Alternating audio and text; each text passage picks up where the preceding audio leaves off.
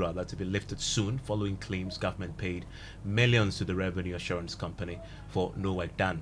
But I think it takes time for the GRA to do certain things, so it's taking time for that. But as to concerns with suspension from the previous government, we know, we've seen letters that says different. Details of this Plus business after this. Kweku at his spunky new office to congratulate him on opening his business. And man, was I impressed. The business is just moving quick. The sales, customers, everything is just working seamlessly. The secret? He said, it's MTN Business Broadband. In this fast-paced environment, we need fast and reliable internet to support all business types. No laggy online meetings, great download and upload speeds, impeccable business management systems, all inclusive. I mean, you can have it all. Sharp! I signed on immediately. To enable your business stay ahead and stay connected, make sure you're signed on to the best internet made just for businesses. MTN Business Broadband. Sign up today on broadband.mtn.com.gh and manage your account on my MTN app. Call 0244 308 111 for more information. We are good together everywhere you go.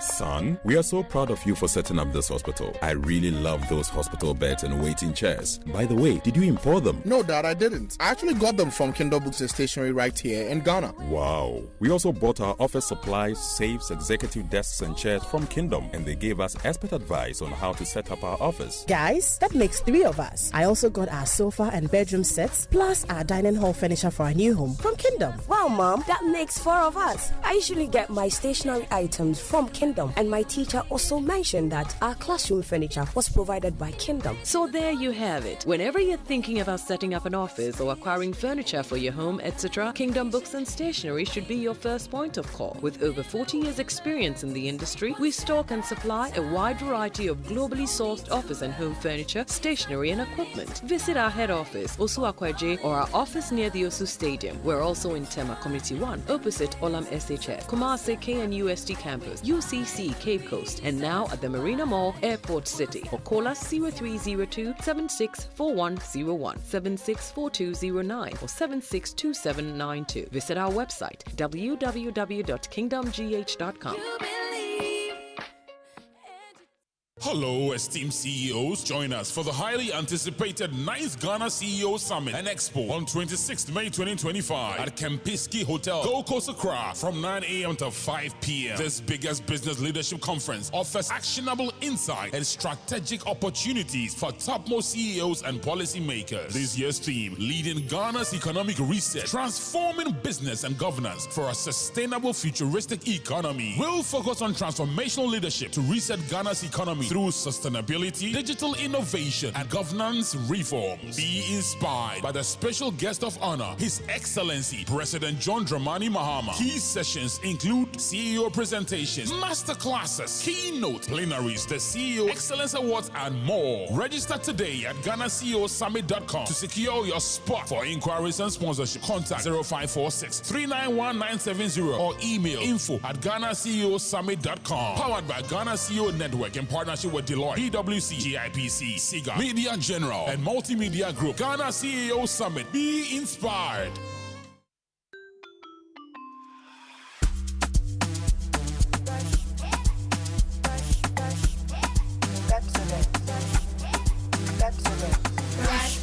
Brush your teeth every day and night. Up and down and all around. Brush your teeth and bright. Brush your teeth. Brush with mom and dad. Underneath and in between. Brush the germs away. Pepsodent, cavity protection. For 10 times stronger. This advert is FDA approved. Hey, dear Mensah. And you stay soft concentrate fabric softener. I was such it move. Just send it this way, you have it now. New units now. No, be a baby, some was some demon in us. Say, dear I'm saying. For quiet, yes, in Biara Association Ontario. Use Stay Soft and new units now.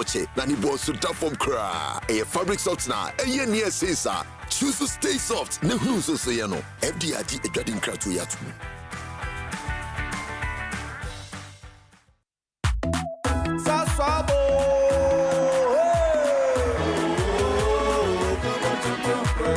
Sasso, sasso,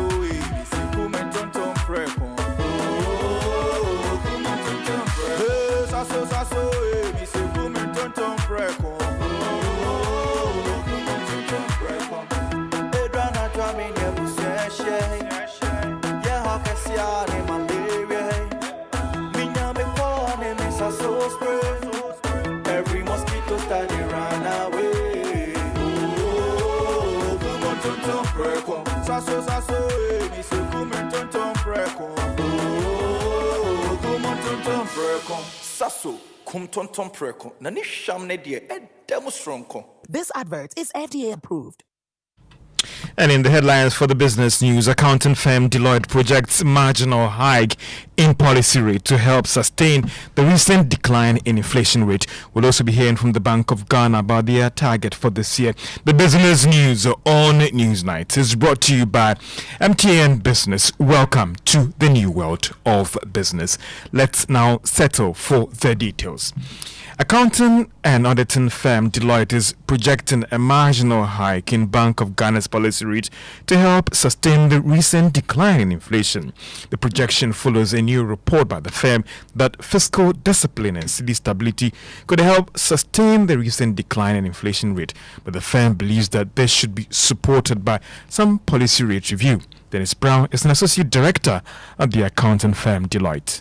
Because that's primarily what they wanted to achieve, to keep inflation close to a medium to long-term target of 8 plus or minus 2%. So if you look at March, what they did and the reasons they provided, they acknowledge that there's been positives from the beginning of the year, but inflation still remains high at around 24-23%. So they aged up the monetary policy rate. We are looking at inflation that is still over 20%. Although it has come down to 21%, nowhere near our medium to long-term target of 8 plus or minus 2%. So the temptation will be to increase it further, looking at the positives we gain from the earlier increase, or at least maintain it if there are concerns that might end up translating into high borrowing costs. Dennis Brown is an associate director at the accounting and auditing firm Deloitte. Meanwhile, the Bank of Ghana is expecting inflation rate to do better than the 12% earlier projected this year.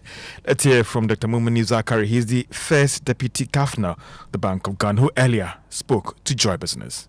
If you look at again what is happening, currently on our markets, that just gives. You would have also seen our policy stance again. I keep mentioning this. Now, aside that, you will also see that there are also some steps that are being taken to deal with the food side of it. Should these activities that are being taken to address the food price situation yield some fruits, that should even be moving us far faster than we would have anticipated. Yes. You see, there are some who are even projecting that we could, on the other side, hit our single-digit target this year. That is not out of the equation. And that is the first deputy governor of the Bank of Ghana, Dr. Mumuni Zakari, who earlier spoke to Joy Business. The policy rate currently stands at 28%. After it was actually increased marginally, that is from 27%. So it currently stands at 28% after it was increased marginally from 27% as the last meeting this year in March. Now, inflation, on the other hand, has dropped consistently to hit 21.2%. In a related development, the Monetary Policy Committee of the Bank of Ghana is expected to end its 2-day meeting that is sought to review the health of the economy. Now, several analysts that we have engaged expected there could be a marginal hike in the policy rate, or at worst, it could be kept unchanged. In its bid to bridge the gap between the classroom learning and industry demands, the Design and Technology Institute, collaboration with the Accra Technical University, supported by MasterCard Foundation, has launched a landmark initiative to integrate precision quality in Ghana's TVET education. And now the moves aim to equip students with the job-ready skills to improve their livelihoods. Speaking at the launch of the event, founder and president of the ATI Institute, Constance Swanika, underscores the importance of embracing industry-relevant skills in the academia. Through these partnership arrangements, DTI and ATU are establishing a new national benchmark, one that will serve as a standard for delivering TVET with global precision standards, strengthening public-private collaboration for national development, and repositioning youth to embrace TVET as a dignified and a prosperous career path. Would like to extend an open invitation to the government of Ghana to collaborate with DTI to scale this model nationwide. DTI is prepared to partner with public institutions to catalyst economic transformation through skills training and youth employment. Design and Technology Institute Director, that is Constance Elizabeth Swanica. Now, as part of its efforts to actually build strategic efforts to boost Ghana's economy, the Bank of Africa and actually working to empower more small and medium-sized entrepreneurs with the intensive financial literacy and investment. We have more report from Imano Bright-Kweku. Small and medium enterprises remain the largest contributors of Ghana's economy, driving at least 5.9% economic growth in 2024. But many of these businesses continue to encounter financial challenges, especially accessibility to credit facilities, which consequently impact their profitability and growth. The Bank of Africa, through its partnership with International Finance Corporation, offered a 2-day training workshop for businesses in the Ashanti region. Charles Oting is the head of SME at Bank of Africa.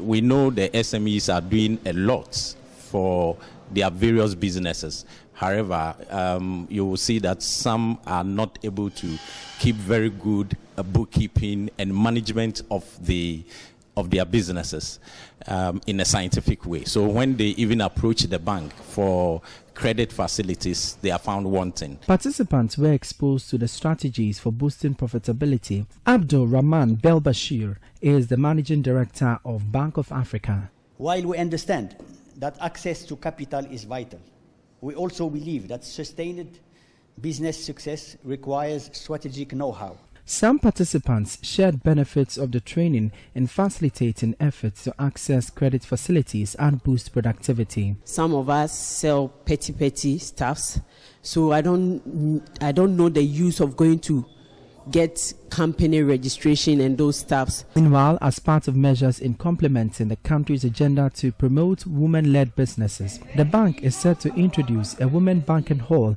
at the various branches across the country. Brad Kweku with that report and Evans on PM Express Business Edition. Tonight we are talking about gold and the rising prices of gold and the push for us to get more as a country in terms of taxes. Are these demands justified or not? I'll be engaging the chief executive of the acting chief executive of the Ghana Chamber of Mines, Ahmed Ankatoma, on PM Express tonight. Let's talk about gold prices, gold reserves, gold for oil program, and what is happening even to the Ghana cedi right now and the contribution of these mining firms, and even what will be their relationship with the new gold board when it comes to mining firms in this country. All these things at 9 p.m. and all our social media platforms. Joe, thank you very much. I'm looking forward to that. Ahmed Naktoma indeed is the acting, and there's a strong case for him to become the substantive. Actually, it looks like. We'll wait to watch him. Let's do sports now, and Ms. Bar is here with the latest. Don't say anything about the. No, I'll counter that. Definitely. I saw you on television dancing. And, that is very unethical. Why are you taking sides in this matter? Yeah. It's a very flexible show, man. Yeah, we do dance and we do have a lot of that. You should all see that video on many social media platforms about doing a dance. Yeah, because Tottenham won. Yeah, it was really good. It felt so good. It felt so good yesterday. But I want to come to that shortly. But I want us to hear first from the Chief Executive Officer of Young Apostle, Samuel Enimado, who is calling for the inclusion of former Black Stars forward Samuel Jan in the technical teams of the junior national side, stating that his involvement could significantly contribute to development of young talent and enhance the progress of these teams. We have a particular talent, we have a particular DNA, and we know the kind of qualities we have, and we see the talent early, and we persistently support the talent to that level. The talent will make it to that level. And somebody like Asamoah, we can make use of him when it's time for us to call him to come also offer assistance. So it is up to us to be deliberate and strategic and be committed to the cause that this is what we want to do. But I see sometimes when we do it, there's another big problem where we have cowboys calling themselves managers. Anybody saying I'm a manager. Most of them destroy their talents because they come in, even some people now, when the talent is good, instead of the talent listening to the right advice, they will come in and pollute his head and the talent will not listen. That's Samuel Enimado there. Well, even just talking about that loss yesterday, because what it means that Manchester United will miss out on Europe, and they are going to miss out on some very good cash, because we understand that if they had qualified to the Champions League, they stand a chance of getting in excess of £100 million thereabout. So failure to play in Europe is they're missing out on that cash. Then we woke up, we understand early in the day we heard that their shares fell by nearly 8% in early trading, on the, the US stock market. So after the loss, the share is also plummeting, and that's very unfortunate, especially for Jim Ratcliffe, who is trying to save money because of the debts that Manchester United find themselves in. And we understand they have debts in excess of £300 million. So financially, United is not in the best place, and their inability to play in Europe is going to worsen that situation. That's why some are even asking questions whether they're going to lose some players like Bruno Fernandes and a few other key players that they might be looking to cash in on them so that they can just balance their books. But for you personally as a fan, I'm sure you share the sentiment of Daniel Cranton, Kojo Sheldon, all of them who are in pains. Have you recovered yet, though? No, the thing is, we need to hit rock bottom before you can begin to find your way up. And I think this is rock bottom, because really, if the teams that have been relegated were not as poor as were, Manchester United this season should have been relegated. But they say that's the league. In the competition which you lost yesterday, you were unbeaten until yesterday. Because the first time we played another Premier League side, we lost, right? That tells you a story. We're just not fit for purpose. The primary goal is to win the Premier League or to compete properly in there, because it's through the route you get into the Champions League. You win the trophy. That is the Manchester United way. You can't beat an English Premier League side, and that is the league in which you play on a week-by-week daily basis. But fairly, if you look at the performance yesterday, they were decent. It just happened that Spurs. Please, we are not Arsenal. Arsenal, they like to just be part of the competition. Your coach said it, that the best team lost, unfortunately. But what do you think? Should he stay or should he go? I've said long ago that he should go. I don't think he's the man. Ruben Amorim should go. Yeah, I don't think he's the man for us long term. I think we should do what Chelsea used to do. You sack, you hire, you sack, you hire until you find the right one, which is really what Real Madrid does. You sack, you hire, you sack, you hire. Eventually, you find one who won you a couple of trophies, and then you sack again. But there are not many coaches out there that you can sack Amorim to get. There's always mention one. There's always one. Coach. Right now, if we're really smart, we would have lured Ancelotti before the Brazilians got him. If we're thinking long term, we would have locked him down before he was available, wasn't he? Yeah. That's the point I'm making to you. Well, that's fair. Anyway, we'll see. Conversation will continue, Evans. Better luck next season. I'm looking forward to tomorrow's show. Yeah. It's going to be great. Government has averted a shutdown of public universities after the Finance Ministry agreed to honor improved conditions of service for 3 striking unions.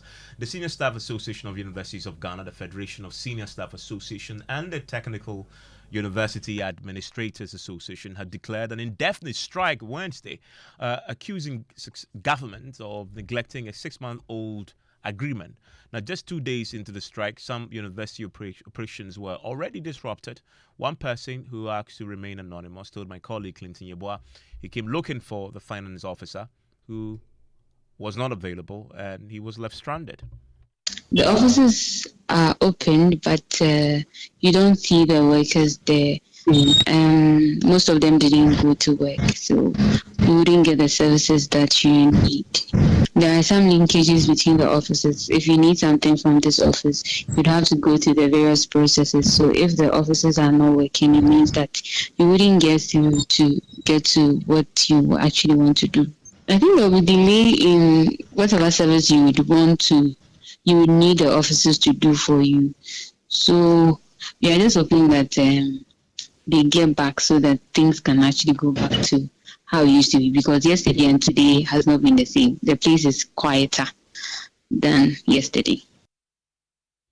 Well, the National Labour Commission and the Ghana Tertiary Education Commission have both condemned the strike, describing it as a betrayal and an act of bad faith. In a separate directive, GTEC has asked all universities to begin implementing the improved conditions of service immediately.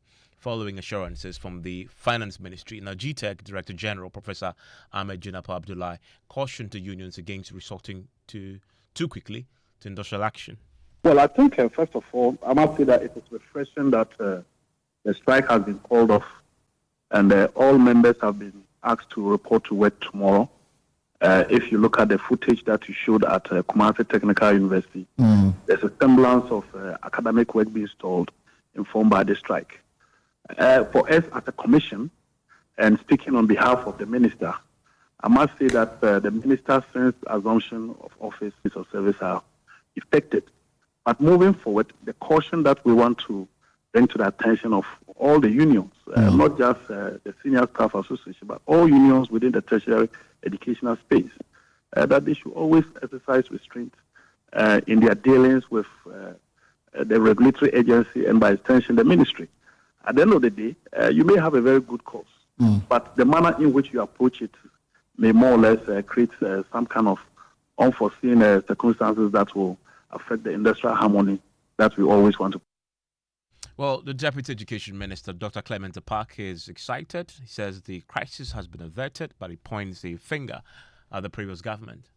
As you may know, it was only yesterday that these university unions declared an indefinite nationwide strike.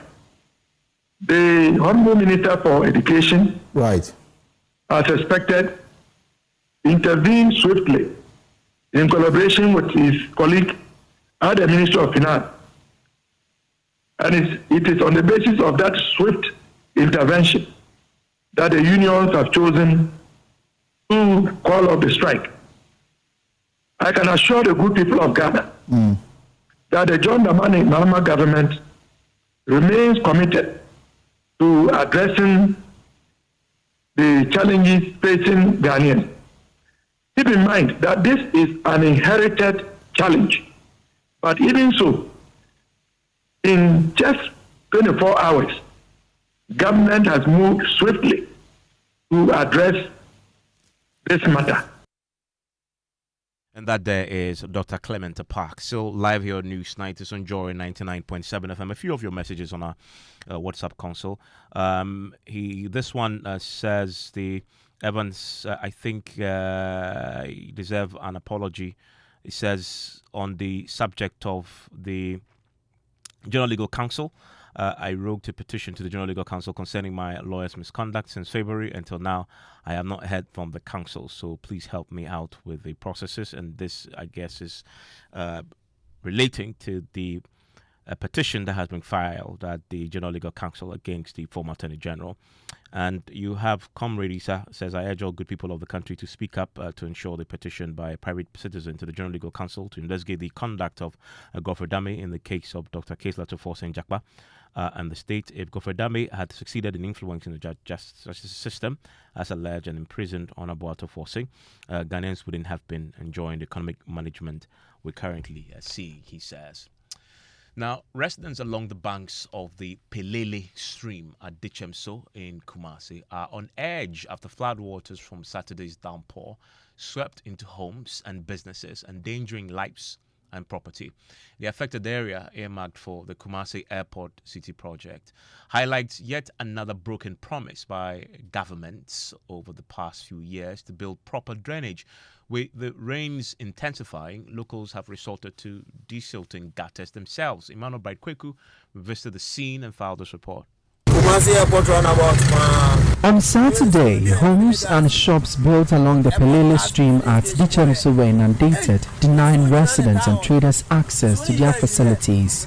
Motorists plying the stretch had to battle the heavy water current and wade through the mud after roads were blocked by the floodwaters for several hours. Residents and shop attendants locked by the floodwaters had to seek higher ground to secure goods and protect their lives. Mapeja SCCC fridge no so say me tables na mabobo no say me sa no many nyina guso. I've parked my stuff on the fridge and on a higher table. We have nowhere else to go, so we have to endure. Na ja ya sen awohoro ne yete ya adie mu ye adwuma. So ne die ya na ne gas ne die nye ho bet se yiri gidigidi dia.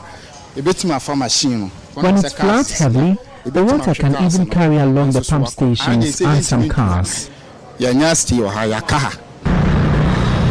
water may have receded, but the heaps of filth the floods carried are not scenes to miss traveling along the stretch. Heavy tree branches, plastics and other solid waste have choked culverts underneath bridges on the major drainage system running through the enclave. If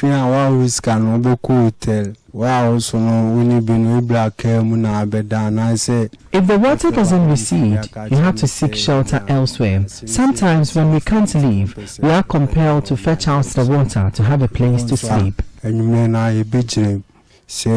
The filth is not the only environmental menace swallowing up the Pelele stream. The only major drain flowing through the community has always been heavily dense with accumulated sand debris. Every place by Bia Friday, a fresh sober cut from a short time and chef can same coin, can't kokama, Yadania Hokudo, and a dear man for church, until you say, Ebia will be as the baby. Not obey Yanatia, near Conchain, so who came me. We fetch the sand in the drain for private individuals who wish to build. Not Tinatian Nafako, near Hano, Quine Nomuna, and Sonitimi, Enco, until we are a buying machine. For years, the residents who live along the stream banked their hopes on successive governments to take drastic measures to halt the floods. So, bridge, you know, Omutimi, Empeja Bridge, Mrs. Got an idea. And the cars are banned train mono, and it be for a friend drip machine. If they can't elevate the bridge, they must utilize the drip machine to desilt the gutters.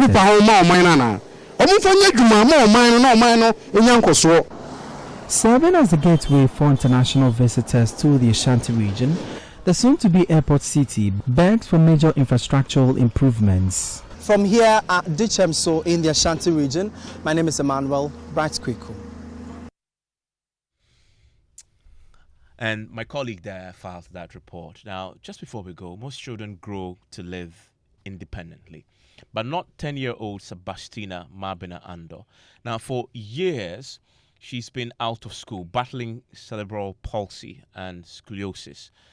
She now urgently needs 200,000 cedis for surgery to treat her spine and return to the classroom. Jordice's Irama Aqua was at her home and now reports.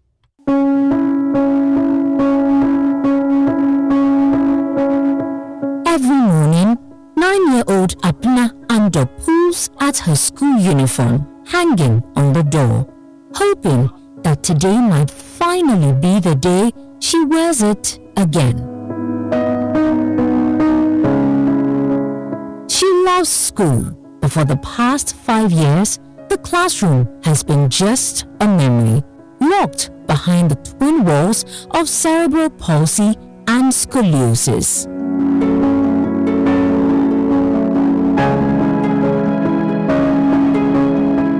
So we're told to go for a scan at the Kolebu. So after the scan, she was diagnosed cerebral palsy patient. That was when we got to know her real problem and her conditions. While she was growing, we realized she does sometimes complain of pain. So we realized the back was burning. It's getting scarier because it's growing faster than it used to be, and what we thought it was, now it's getting scarier. We feel very scared the way it's growing faster. Abna's world has slowly narrowed. Her spine is now severely curved, a condition doctors say could one day affect her lungs, her movement, and even her life. If you don't do anything about, or you don't intervene at this point in time, the curve will just continue to become bigger. And when the curve becomes bigger, most of the curve is in the thoracic region. It's very likely to affect her breathing because it's in the same region that you have the lungs. So if the curve occupies too much of where the lungs are supposed to be, it's going to affect her breathing.